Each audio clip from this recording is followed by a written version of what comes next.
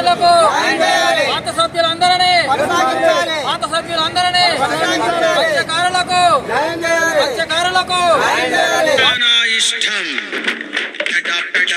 ఏమి చేసినా అడిగేదెవడ్రా నా ఇష్టం చడమడ చెలరేగినా చెప్పేదెవడ్రా నా ఇష్టం మీ ఇళ్లలో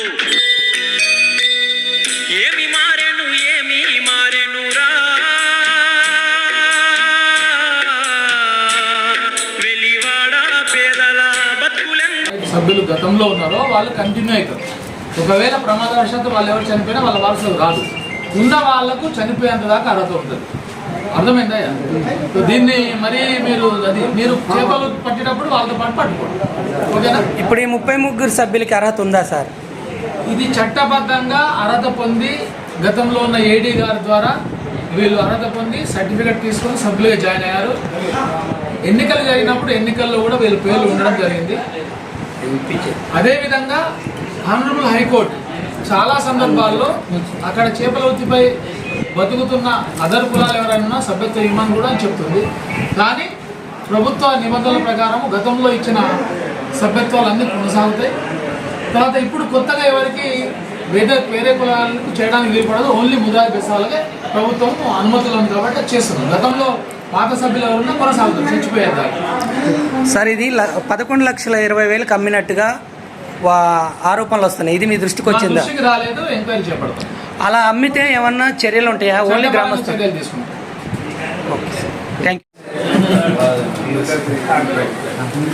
మీరు అంటే మీకు ఏ కష్టం ఉన్నా కోర్టు చేయాలంటే నేను అక్కడ 100%. అని లోకారం మాజీ సంఘ ప్రెసిడెంట్ ఇతని కాలంలోనే అధ్యక్షుడు ఉన్న కాలంలో అప్పుడు ఈ జిల్లాలో ఉన్న అధికారి వీళ్ళు కోర్టుకు పోవడం ద్వారా సంఘం కూడా తీర్మానం చేసింది సభ్యత్వం ఇవ్వడానికి. అంతేకాదు వీళ్ళు చట్టబద్ధంగా సంఘంలో చేరిన సభ్యులు కాబట్టి వాళ్ళకి అర్హత ఉంది. Okay okay. లోకారం పెద్ద చెరువులో వీళ్ళు మొత్తం సభ్యులుగా 2017 కాడ నుంచి కొనసాగారండి. వాళ్ళకి న్యాయం జరగాలి, వాళ్ళకి ఓటాలు ఇవ్వాలి. ఇవ్వకుండా వాళ్ళు ఇప్పుడు వీళ్ళని గ్రామం అండి. నేను సొసైటీ సర్పంచ్ని, చేపల సొసైటీకి ఈ సభ్యుల్ని నేనే చేర్చిన. మాది లోకారం గ్రామం, కల్లూరు మండలం, ఖమ్మం జిల్లా, లోకారం. నీ పేరు? నా పేరు కాశీపేరు పెద్ద వెంకటేశ్వర్లు. మా నాన్నగారి పేరు అనమయ్య సన్నాప్. మరి వీళ్ళు సభ్యులు కాదు, వీళ్ళ సభ్యతలు చెల్లవని చెప్పి కొంతమంది ఇప్పుడు తీసేయటం జరుగుతుందండి. నేను 30 సంవత్సరాలు చేశాను చెరువు. నేను వీళ్ళందరినీ చేర్చా. ఇతర కులాలను మొత్తం 9 కులాల వాళ్ళని చేర్చుకున్నా. వీళ్ళు బనికిరారు, ముదిరాజులో ఉండాలని మా వాళ్ళు ఇప్పుడు ఎక్కిన ప్రెసిడెంట్, సెక్రటరీ, మా సభ్యులు అందరూ కలిసి వీళ్ళని తీసేసి మీకు బాగాలేమని 2 సార్లు డబ్బులు కూడా పనిచేసుకున్నారు. మొన్న పెడతారని చూస్తే మొన్న కూడా మీకు లేదని తీసేశారు. అది జరిగింది. మరి వీళ్ళకి మీరు సభ్యత్వాలు చేర్పించింది వాస్తవనా?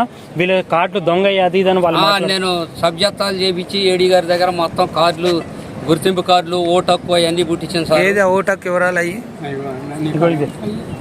ఓటక్కు అవన్నీ ఇప్పించాను సార్. అవి కూడా డూప్లికేటే, అవన్నీ పనిచేయవు అని వాళ్ళు ఉరకాంచి వీళ్ళకి సభ్యత్వం లేదని వాళ్ళ మీదకి పోతున్నారు సార్. ఇప్పుడు మత్స్యకార సంబంధించిన ఏవైతే ఎలక్షన్స్ ఉంటాయో ఆ ఎలక్షన్లలో వీళ్ళు ఓటాకు ఇప్పటికి కూడా వినియోగించుకుంటారా? మొన్న కూడా వినియోగించుకున్నప్పటికీ మరి వీళ్ళకి సభ్యత్వం చెల్లదని చెప్పి వాళ్ళు మాట్లాడటం అనేది కరెక్టేనా? కరెక్ట్ కాదుగా. వాళ్ళు ఉదరదోలి వాళ్ళ మీకు భాగం లేదంటున్నారు. మరి ఇప్పుడు దీని విషయంలో మీరు ఏమైనా అప్పుడు సొసైటీ అధ్యక్షులు పనిచేశారు సర్పంచ్గా, మరి ఆ ఉన్నతాధికారుల దృష్టికి ఏమైనా తీసాపారా? వీళ్ళకి అన్యాయం జరుగుతుంది తీసుకోలేదండి ఇంతవరకు. మీరు ఇప్పుడు రావడం మిగతా వీళ్ళందరూ సభ్యులు ఇప్పటికీ అనేక మార్లు వచ్చారు కదా. మీరు కూడా ముదిరాజుగా మీరు వీళ్ళందరికీ సభ్యులు చేర్పెట్టుకుని ఆనాడు మీరు మీ కమిటీ మెంబర్లు ఎవరైతే ఉన్నారో వాళ్ళందరినీ ఒప్పించే చేపించారా? ఒప్పించే కమిటీ ఏదా లిస్ట్ ఏది? ఇది అదేం లిస్టు? పేర్లు కావాలండి. మత్స్యకారులకు సంబంధించిన వాటర్ లిస్ట్. పెద్దనా మీ చేతిలో పట్టుకున్నది ఏంటి? మరి ఇవి సభ్యతలకు సంబంధించిన వాటర్ లిస్ట్ సంబంధించి 158 మందికి ఓటు హక్కు పుట్టించి ఇచ్చిన. మాలోనే కొనసాగుతున్నారు వాళ్ళు. ఇప్పుడు ఎక్కిన సభ్యులు ఏమంటున్నారంటే, ఇప్పుడు కొత్త ప్రెసిడెంట్, కొత్త సెక్రటరీ, మీరు బనికిరారా, ఇతర కులాలకు లేదు అవకాశం, మీరు వెళ్ళిపోండి, మీకు లేదు ఏమీ లేదు అనేది వాళ్ళు ఇప్పుడు తీసేశారు వీళ్ళని. అదే కాకుండా ఇందులో ఏదో ఉద్యోగస్తులు కూడా ఉన్నారు. ఉద్యోగస్తులు మా అన్నయ్య గారు కొడుకే ఉండవు సెంట్రల్ గవర్నమెంట్ దాంట్లో రైల్వేలో అసలు పుల్ల పెట్టిందే వాడు ఉన్నాడు మా ముదిరాజే. ఆయన కొడుకులు ఇద్దరు పోలీసు వాళ్ళు ఖమ్మంలో. వాళ్ళకి వాటాలు ఇస్తున్నారు. ఈ రైల్వే వాడికి జాబు వాడు ఇస్తున్నారు. వాడు ఇక్కడ పెత్తనం చేస్తాడు మళ్ళీ లోకారంలో చెరువు కాడ. అది ఇప్పుడు మీరు వీళ్ళ తరఫున ఈ అధికారికి ఏం డిమాండ్ చేయడానికి వచ్చారు? ఈ అధికారికి ఏముంది, వాళ్ళకి న్యాయం జరగాలి, వాళ్ళకి డబ్బులు ఇప్పియాలని, వాటా ఇప్పియాలని వచ్చింది సార్. మొన్న చెరువు అమ్మారని తెలిసి మళ్ళీ వాళ్ళ ఇందులో కొనసాగించాలి చెప్పింది సబ్జెక్టులుగా. ఇప్పుడు మొన్న చెరువు అమ్ముకోవటం జరిగిందని చెప్పి వార్తలు వస్తున్నాయి. ఎంత కమ్మారో మీకు ఏమన్నా తెలుసు? ఆ చెరువు నాకు కూడా చెప్పలేదు సార్. చెరువు అమ్మేసుకున్నారు, డబ్బులు పంచుకున్నారు. మడిసికి 6,000 11,20,000 అమ్మేసుకున్నారంట. నాకు మాజీకి కూడా చెప్పలేదు. ఇక వాళ్ళు ఇష్టమైనట్టు చేసుకుంటున్నారు. వీళ్ళకి ఇవ్వలేదు. ఇప్పుడు మీరు మాజీ సెక్రటరీ ప్రెసిడెంట్ ఉన్న మీకైనా వాటా పెట్టారా? మీకు కూడా వాటా పెట్టారు సార్. అబద్ధం ఎందుకు, మా మనవడ పోయి తీసుకొచ్చిండు వాటా. అబద్ధం ఎందుకు నాకు. ఇప్పుడు ఆ చెరువు అమ్మింది ఎవరికి ఏంటి వివరాలు? చెరువు అమ్మింది కల్లూరు మండలం మారేస్ కానకానపేట. దీంట్లో భూమిలో ఉన్న వాళ్ళు కూడా ఉన్నారన్నారు. భూములు ఉన్నవాళ్ళు ఉన్నారు సార్. 30 ఎకరాలు ఉన్న ఒక గౌడ్సు ఆయనే పెత్తనం చేస్తాడు. పిట్టల చేతయ్య, పిట్టల కోటయ్య, నోగపోతులు కోటేశ్వరరావు వీళ్ళు పెత్తనం చేస్తున్నారు. వీళ్ళని దగ్గరకు రానియట్లేదు. వీళ్ళని వచ్చి అందులో తొక్కుతామంటున్నారు. ఇప్పుడు వాళ్ళకి భూములు ఉన్నాయా? 20-30 ఎకరాలు భూములు ఉన్నాయి సార్. ఇప్పుడు 30 ఎకరాలు ఉన్న ఆసామి ఎవరు? 2 ట్రాక్టర్లు ఉన్నాయి. ఆయన కూడా దీంట్లో సభ్యుడు. అసలు మొత్తం నడిపేది ఇప్పుడు ఆ రైల్వే జాబోడు. ఇప్పుడు వీళ్ళు మళ్ళీ వీళ్ళు ఏం చేస్తున్నారు, చెరువు 12 లక్షలు మాట్లాడుకొని 11 లక్షల సొసైటీకి ఇచ్చి 1 లక్ష రూపాయలు కమిషన్ కూడా తీసుకుంటున్నారు. వీళ్ళిద్దరు కమిషన్ కొట్టేసుకుంటున్నారు. సెక్రటరీ ప్రెసిడెంట్కి నేను మొన్న ఏం చెప్పిందంటే, అరే వాళ్ళకు కూడా వాటాలు ఇవ్వాలరా, మరి నిన్నటిదాకా డామ్ డీమ్ అని ఎగిరావు కదా, మరి ఇవాళ ఎందుకని నీకు కూడా ఏమైనా మేత వేసారా అన్న. మాకేమీ లేదన్నాడు, కానీ మేత వేసారు వాళ్ళకు కూడా. అది ఇప్పుడు 2 సభ్యత్వాలు ఉన్నాయని తెలుస్తుంది కొంతమందికి. దాని గురించి ఏమన్నా? 2 ఏంటండి, ఒక్క వ్యక్తికి 2 సభ్యత్వాలు ఉన్నాయి. 2 విధాలుగా వాటాలు దొబ్బుతారని చెప్పి వార్తలు వస్తున్నాయి. మరి అది ఉన్నాడు అభిరాజే. ఆయన కొడుకులు 4 వాటాలు ఇచ్చాం. ఒక కొడుకు మరి ఇక వాడు చనిపోయిండో ఏమైండో అసలు లేకుండా పోయిండు. వాడి కోడలకు కూడా భాగం వేయకుండా వీడి జేబులను పెట్టుకుంటాడు ఆ డబ్బులు. అది 2 వాటాలు అంటే అది. ఆయన ఇంటి మీద పోయి పడండి, ఆయన పట్టుకోండి, ఆయన మీద కేసు పెట్టండి, ఆయనే చెప్తున్నారు ఏమైనా సమాధానం అని. నా మీదకి వీళ్ళని ఉదరదోలుతున్నారు. మళ్ళీ మేమేం చేసాము, ఆయన ఇంటి మీద పోండి అంటున్నారు. వీళ్ళ దగ్గర డబ్బులు తీసుకున్నాం, అందరూ పంచేసుకున్నారు. సొసైటీకి 5,000 పంచేసుకుంటామండి. ఎవరు చేసిన అవి పంచేసుకున్నారు. ఖర్చులు కొన్ని వాడతాం, 1,000 రూపాయల ఖర్చుల కింద వాడతాం తిరగటానికి ఛార్జీలకి. అదే నాకు తెలుసు. మాకు తెలవదు అసలు వాడే చేర్చిండి అనేది. నా మీద డొల్లెత్తున్నారు. గతంలో వీళ్ళు కూడా మీకు సొసైటీలో ఉండటానికి ఫీజు కట్టారంట? కట్టారు. ఏ సబ్సిడీ చేరినా మేము 10,000 రుసుము తీసుకుంటామండి ఒక్కొక్కరి దగ్గర తీసుకొని 5,000 సొసైటీ సభ్యులకి ఇస్తాం, పంచుకుంటాం దేనికన్నా ఉపయోగించుకోవడానికి. ఇక ఈ ఆఫీస్ ఖర్చులు ఇవి ఉంటాయి కదా, 4,000 వీటికి వాడతాం. 1,000 రూపాయలు ఛార్జీలు పెట్టి తిరిగి పనులు చేపిస్తాం. 10,000 మట్టికైతే ఇచ్చారు వాళ్ళు.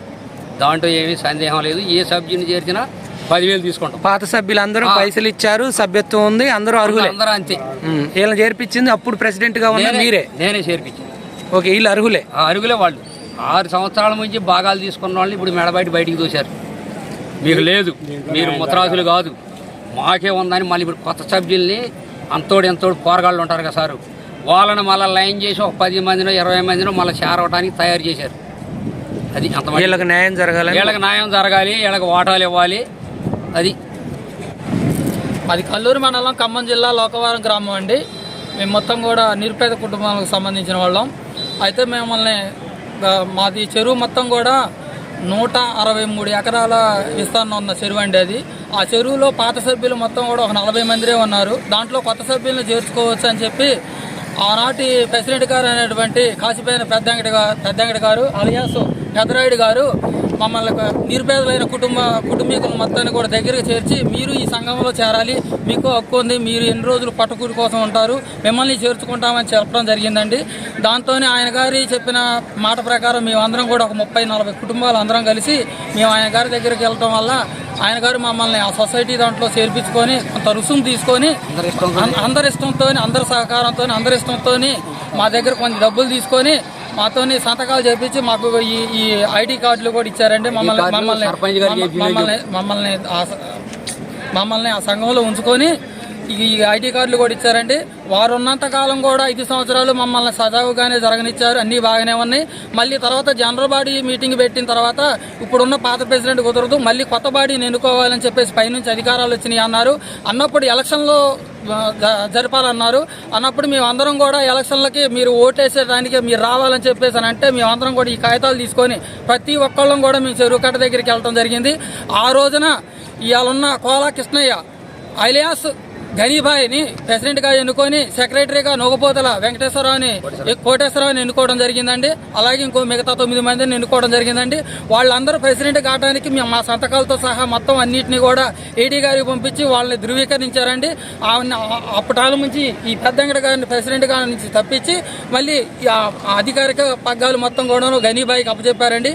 ఈ అప్పచెప్పిన కాడి నుంచి కూడాను ఇక కొత్త సభ్యులు అయితే ఎవరైతే ఉన్నారో అంటే ఇతర కులస్తులు ఎవరైతే ఉన్నారో వీళ్ళు ఈ చెరువు కట్టెక్కడానికి వీలు లేదు, వాళ్ళని రానియడానికి వీలు లేదు, మేమే ఈ దీంట్లో ఉండోళ్ళమే మేము ఉండాలి అని చెప్పేసి దీంట్లో కేంద్ర ప్రభుత్వం రాష్ట్ర ప్రభుత్వాలలో కొలువు చేస్తున్నటువంటి కొంతమంది మేధావులు మొత్తం కూడా ఏకమయ్యి మమ్మల్ని అన్యాయం చేస్తూ ఇతర కులస్తులు అని చెప్పేసి ఒక నెపంతో పక్కకు నెట్టేసి ఆ జాబ్ ఉన్న వాళ్ళు మొత్తం కూడా దాంట్లో స్థిరపడటం జరిగిందండి. ఏదన్నా అంటే దీని మీద మా మీద ఒత్తిడి చేసి గొడవలు చేసే విధంగా జరుగుతుందండి.